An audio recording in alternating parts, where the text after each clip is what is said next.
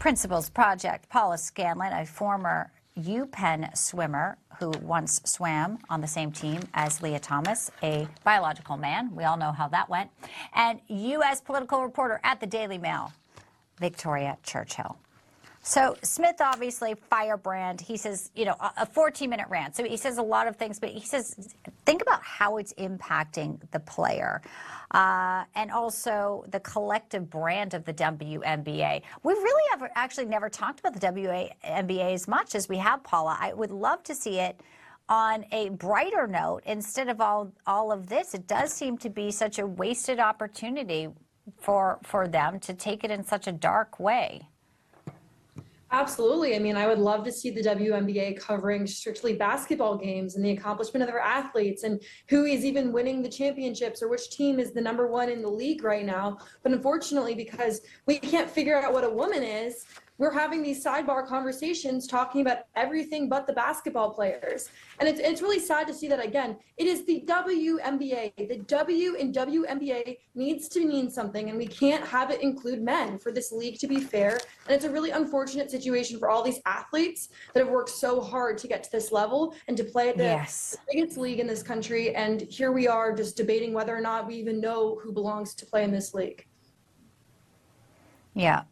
And, you know, I think the coach knew that this would spark a conversation. She had to have known. I mean, Victoria, come on. I also want to couple in Indiana Fever star Sophie Cunningham. She's saying she needs to protect women's sports. She's trying to bring the focus not on the negativity, but back really on their skills. Let's play this. I think that there's a lot to be said, and I'm going to let people just do the speaking for themselves. But for me, I want to get back to basketball. It's always been about basketball. I love that. But, you know, when you have the culture and you have the coach not making it about basketball, then you got France here involved, which, by the way, no one at the WNBA has reportedly reached out to that biological man. I mean, they're swimming up against a culture here that seems to be anti-women, anti-girl, anti-law. I mean, Title IX and all these other things that we have. I mean, that's for younger girls, but they feed into the WNBA, Victoria. Yeah, absolutely. You know, a couple notes here. So first off, you know, I grew up playing club travel basketball as well as high school, you know, all the way up through middle and high school. And I actually used to have WNBA season tickets back when I was in high school because I loved watching the women play basketball. And I also grew up in the greater Seattle area, and, you know, the Seattle Storm and really the Seattle sports kind of community has actually been some of the forefront, you know, unfortunately on the left, that has been pushing this narrative.